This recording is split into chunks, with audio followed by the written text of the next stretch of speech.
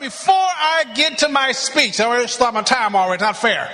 I want to give you a chance to meet my inspiration. Everybody must have a reason to conquer the world or a reason to leave the world to someone. So I want to briefly introduce you to the world's most beautiful woman, my wife, Brenda Weaver. Thank you. Thank you very much. I won't be long. I just want to thank you all for being here and for inviting us, and hope that Mason brings a message that will never be forgotten by any of you. Thanks again. Hey, folks, this has to be the most exciting time in our history to be in business for yourself. This has to be the most exciting time. I want you to gather up the knowledge, gather up the enthusiasm this weekend, gather up the tools you're going to need, because each and every one of your neighbors, each and every one of your co-workers, and each and every one of your family members are scared to death of this country. They're afraid of going broke. They're afraid of being taxed to death and after death. They're afraid of being told their 401k will be gone. They're even afraid the air is going to be gone. And they're going to be looking for a way out. They're going to be looking and seeking for a way out. And folks, you have a way out. You have it. And so they're going to be coming to you. So when you go home on Monday, prepare for the rush. Prepare yourself to be able to get together with your leaders and your mentors and folks to say, let's go take it. Here's what I mean by the country being ready. All I've heard about is unemployment. Everybody's broke. We got a 10% unemployment rate. Gee. Does that mean 90% of folks got a job? Gee, we have inflation. My 401k is down 40%. That means you got 60% still left. See, they want you to be nervous and worried. There's a reason why the news is always worrisome. Because when you're worried about your future, when you're worried about anything, you freeze where you are. There are some people who want you to stay where you are. If you work for me and make me rich, I want you to stay where you are too. I mean, if you go to work every day, if you give me 8 hours every day, and you make $50 for me an hour, and I pay you 10, you're my best friend. I don't want you to go get another job or go into business for yourself. I want you to stay here and work for me. And if you're going to go to college, you keep saying that college is a good education. You go to college, you get a great education. Folks, colleges, I have 4 degrees. I love college. 4 degrees. But colleges are endowed by businesses to create employees, not competitors.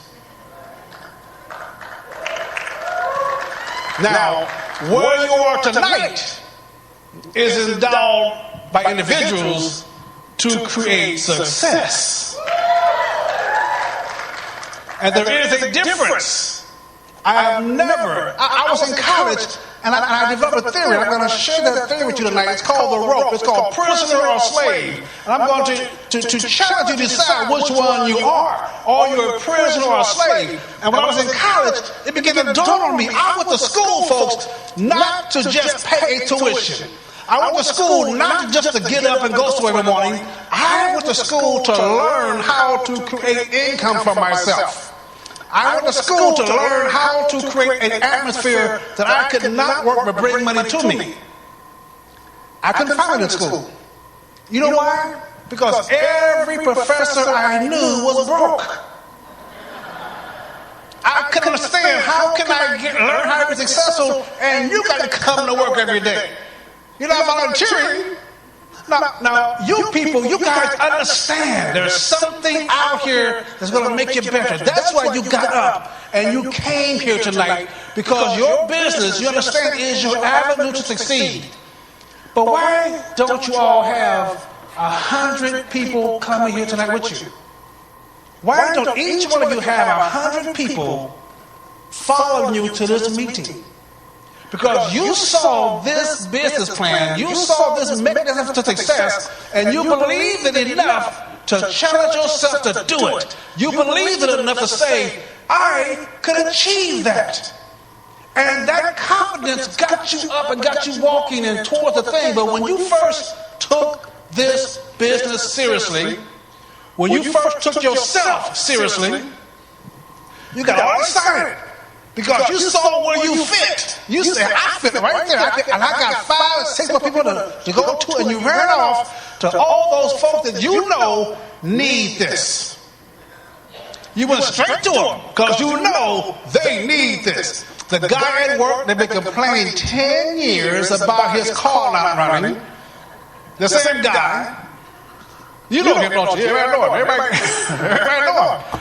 You got the relative who keeps saying that this is not going to work. You got all, and you went right to them. You said, this is exciting. I'm going to do this. And the eyes roll back in their head. Oh, here you come again, the dreamer. Oh, Lord, man. And because you're nice people, because you're compassionate, because you understand and you're full of love and grace, you spend all the afternoon trying to convince those people to follow you where you're going. You spend all day, all week, trying to convince people who don't want, even they need it, who don't want what you have. And when you spend your time doing that, when you spend all your energy doing that, they win. When they say to you, when you say to yourself, I'm not going to go to freedom until you come with me. And when you say, I'm not going to go to meeting until you come, I'm going to let your negativity keep me home until I convince you I'm right, they win. Not you. There comes a time, folks, when you must leave folks where they are. You must leave them where they are. And when you do that, is when where they're going is different from where you're going. You've done it all your life. There's something. See, you go to people who need it instead of those who want it, because it's easier to find those folks. They're a dime a dozen. On sale on weekends because everybody needs it. Everybody needs it. But you cannot build your business up until you find people just like you. Where will you be if you have 10 people just like you? Where will you be? 10 people just like you. I'm going to tell you how you can find them. That's why I'm here tonight. I'm going to tell you that. I'm going to tell you exactly how you find them. Now, they won't look like you. They won't have the same education, same goals, same family structure. They won't, none of that, but they're going to be just like you. And that's what you want. You got to look at folks a certain way, a certain gleam in their eyes. Because when you sit there trying to convince your broke-minded brother-in-law, he ain't never been no good, you ain't never been no good. You just convince him to come with you, and while you're sitting there with your back bent, say, come on to the meeting, come on to the meeting. Guess what? The next diamond walks by you looking for an opportunity. He can't find you to tell him because you're too busy with this broke-minded brother-in-law. You cannot afford to let them steal your thunder. You can't afford it, folks. Time is short now. This is the time for strong folks to stand up and take control of their lives. I mean, can't you see enough this past 18 months to know you better not depend on anybody else to take care of you? You better understand that. Folks, I was a 21-year-old strong, athletic, highly trained Navy welder and ship fitter. I had went to the military to learn a career, to get out of Missouri, those who know. And August 11th, 1971, someone dropped 2,800 pounds of steel on me trying to kill me. A ton and a half. In one instance, all of my training, all my preparation, my strength, my ego, my ability to take care, my ability to feed myself was gone. All of a sudden, I was unemployable. For the rest of my life, all the skills I had was now totally useless to me. I am 21 years old and had no skills and nowhere to get them. And I lay in the hospital bed on my back and only do one thing, look up and count the holes in the ceiling tile. Over and over again. And I'm telling you, that will make you either make a decision on your life or give up on your life. I decided I was going to live, but I had to find another way to get income. And I discovered something. It doesn't matter what I discovered. What I had to do first, have an attitude change. I began to dream of something because in my brokenness, I had to first learn how to walk. Talk about a goal setting. My goal was to get a glass of water when I ring my bell for a nurse to come and wet my tongue. That was my goal. Try that for a goal. Walking, my goal was to get my big toe to move. My dream was the one day not to wake up in pain. That was my dream, my fantasy, fantasizing. But in the middle of all of that, I had to develop another dream. It was a slogan. It was a mantra. It was something I repeated every day about who I was, not where I was, but who I was. What was my situation in life? That dream is now on the back of my business card. It was no longer a dream, it's now a reality. The back of my business card says, no job, just income. No job. Now, I'm going to tell you about that prisoner and slave, but before I do, you must understand your attitude towards your business. It is impossible for you to conceive gaining wealth, gaining success, gaining monetary value of your work, and let someone else steal that from you. And let someone else confiscate your wealth, what you earn from your children, from your spouse. You cannot have the mindset that what you earn belongs to anybody else. You cannot allow any other group, government entity, or anyone else to assume the power over what you earn. If you're doing the work, you must control what you earn. If you don't, then you must control the people who control what you earn. You better understand that they're going to rob you, folks. They would love for you to work all day and pay them. They're going to tax you, regulate you to control what you're doing because that's the only power they have. They have the power of your worth. So as you build your business, you got to exercise so you can enjoy life enough to enjoy your wealth. You got to invest in good friends so you can have a great time enjoying your wealth. But you also had better invest a mental state of mind that declares to the whole world that you're proud of being capitalists, that you're proud of being entrepreneurs, that you're proud of creating jobs for the people, but what you earn had better stay in your control. That's what it is. Now, how do you build a great business? How do you build a dynamic group of entrepreneurs around you to sustain what you want to do? It's simple, folks. Think about your own self. Why are you here tonight? When you saw this opportunity to deliver a sense of freedom to your family, that's what it was. It wasn't about you. I guarantee it wasn't about you. When you saw this business, you didn't think about, one day I'm going to be, you said, one day I'm going to take care of my kids. One day I'm going to take care of my wife or my husband. And when you saw this, you went out to look at ways to escape the environment you were in. What you were in, folks, was a plantation. You were in a prison. You were stuck in an environment where you had to work all your life to take care of someone else. It wasn't always like that. When you were a child, when you were a young child at home, Everything that you require in life require mom and dad to act on it. Everything. You want to go to bed, mom and dad. You want to eat, mom and dad. You want to get up, mom and dad.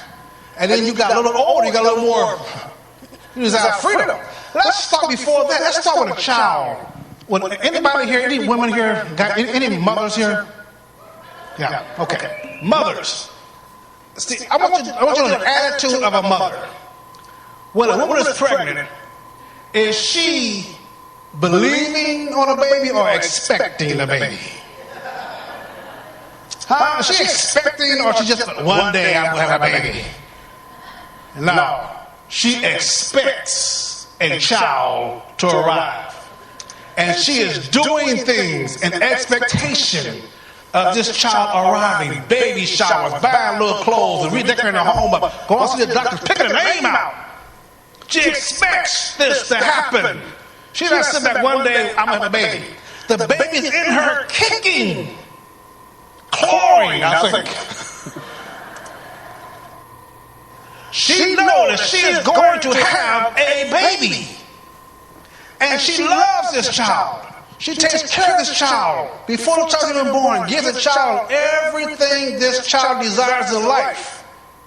No one has told the child, one day you're going to be free, mother. One day she's going to take care of you, you're going to take care of yourself, you're going to be free. No one told that child that.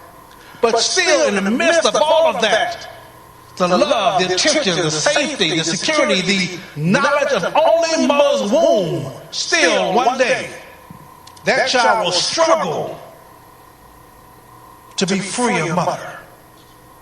Because freedom is natural, folks. It's natural. It's not unique. There's no trick to it. It's natural. You desire it because it's natural for you to desire it. But something had to happen. See, the mother took that baby home from the hospital, nursed the child, cleaned the child, fed the child, burped the child, changed the child. Every whimper the child had, the mother gets up to take care of this child of love, kept the child in her arms, rocked the baby to sleep, ran to the child, sung to the child, and still one day, that child in the midst of all that love will struggle out of her arms onto the floor to crawl, because freedom is natural. It's who you are. It is your birthright. And then the child crawls on the floor. You have never taught a child to walk. You've never taught. I gave my child walking lessons today, 15 minutes. That never happened. Your child never heard, one day, boy, you're going to walk like daddy. One day you're going to walk. Never said it. But still, your child will crawl up to that coffee table and grab both hands and pull herself up and look and grin and let go and fall. 300 times that child will fall before the first step. 300 times. Never knowing of walking, never been told can walk, have never achieved walking in its entire life, but will never give up on trying. Will still go another 300 times. Will never give up. Let go and walk. The reason the child falls, by the way, the child holds on to the edge of the table and he's thinking about that floor. He's thinking about, I'm going to fall. And guess what? He lets go and he falls. Are you thinking about diamondhood? Are you dreaming about, do you know where your house is going to be? Do you know what kind of home you're going to have, what kind of car you're going to buy? Are you dreaming every day like that baby will never give up? You cannot tell a toddler he can't walk. When a child starts walking, it's not over. It starts to run. Falls down, skin his knees, busts up against the wall, cries and get him around again. And you're running behind the baby. Stop running. You're going to hurt yourself. Stop running. And then you discover why God gave babies to young folks.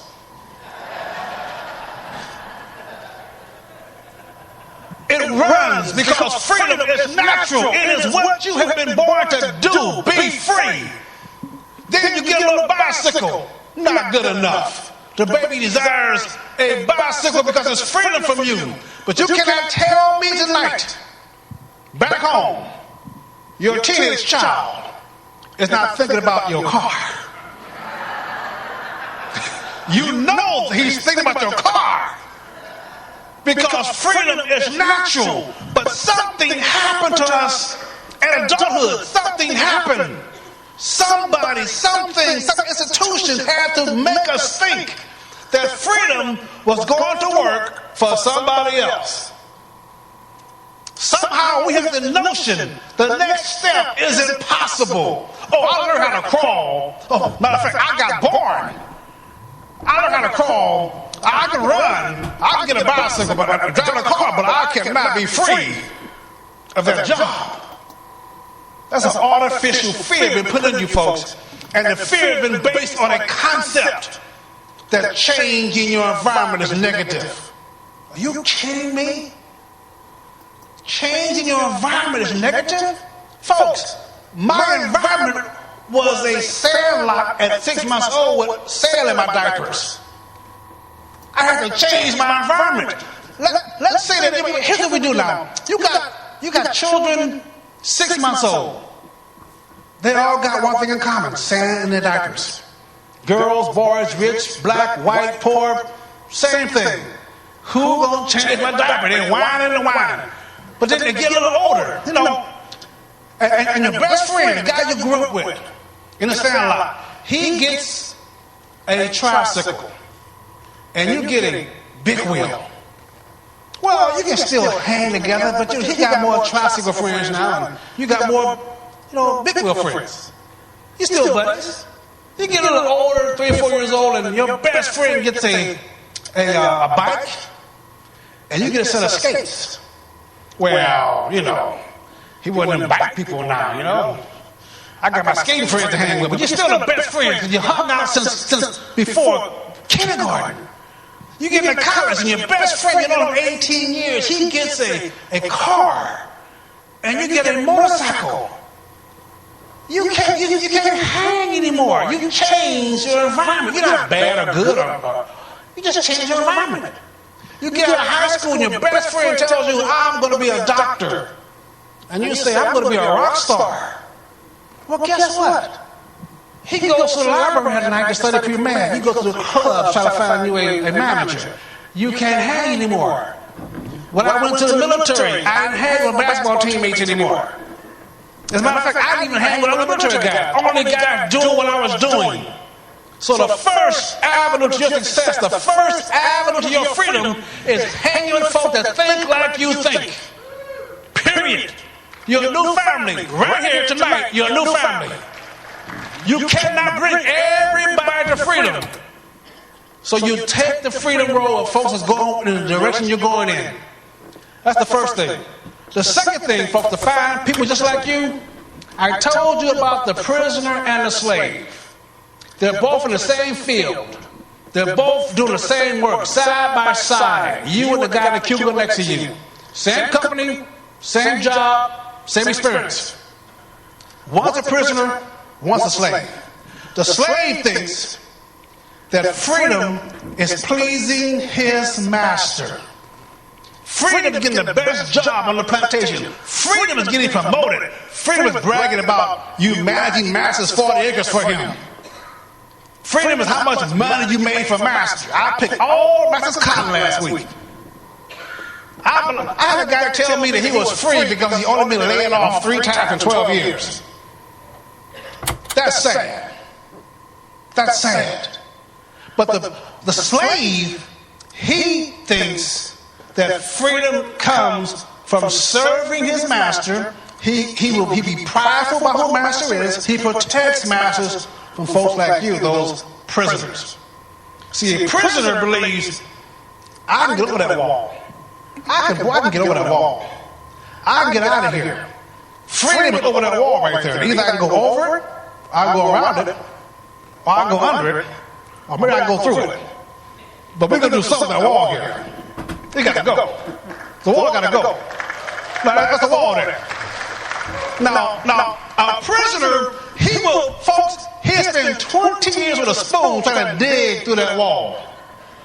He will never give up. He will raise his kids to take that wall on too. And if you climb on top of that wall, and here's how you can tell, folks, if you deal with a prisoner or a slave. You go to the top of the wall, you throw a rope out. A slave will think you're trying to lynch him. Are you trying to lynch me? You trying to take me from master? I worked here 40 years. I'm ready to retire in 10 years. What are you talking about? You going to take me from master? I'm going to be free. Who going to feed me? Who going to get my gummy cheese program? Who going to give my low-income housing? Who going to get my medical taken care of if I leave master's plantation? What you mean, freedom? He'll go tell the master. That man talking about being free, master. They're going to check him out now. You folks, you don't want that guy nowhere near your business. When he tells you who he is, you'll say, thank you very much. This rope was not for you. I'm going to take it back for a minute. You don't want him nowhere near your business.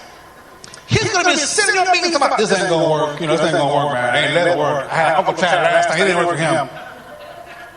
You know that. Can you ever come up with any business that everybody gets into it works for? No. But they're going to tell you about what I do. My uncle tried it. It didn't work for him. No. But a prisoner who's been spending 20 years getting through that wall, you throw him a rope. You throw him a rope. He's been looking for a rope all his life. He will take the rope. It's called knowledge. He will take the rope. It's called opportunity. What you provide is knowledge and opportunity. You throw it over the wall, and a prisoner will tie knots in the rope and walk his way out and tell his friends of like manner, we got a way out, folks, and the prisoner will take you to freedom with him. He'll climb the wall. He'll get out. He'll be free. He will never stop. Like a baby trying to run and walk, he will never stop. That's how you can tell the difference. You show this opportunity, and the man who ties a knot in it and climbs out is the person you want in your business. Everyone else is the same person who you want to stay where you keep him right there. Because he'll pour grease on your rope. He don't want you to be free, and he won't be free. He'll pour grease all over your rope. But you want the guy that's going to tie a knot in it, we get to the top of the wall, going to high-five you, going to tell his friends about it, going to bring more folks to freedom, and more folks to freedom. You are basically the new Underground Railroad. You're leading these people to freedom because you're freedom fighters. That's why I love you. You have set your sights on freedom. You love freedom. You will defend freedom. You will never give up on freedom. You will let nobody else deny you of where your freedom will lead you. The whole world needs you. They need you. So take this mantle. Take these opportunities this weekend. Take this chance and fill your heart up with desire. Fill your mind up with admiration of your leaders, and fill your gut up with determination. And get up this weekend and go out there and free this entire country. God bless you. We all need you.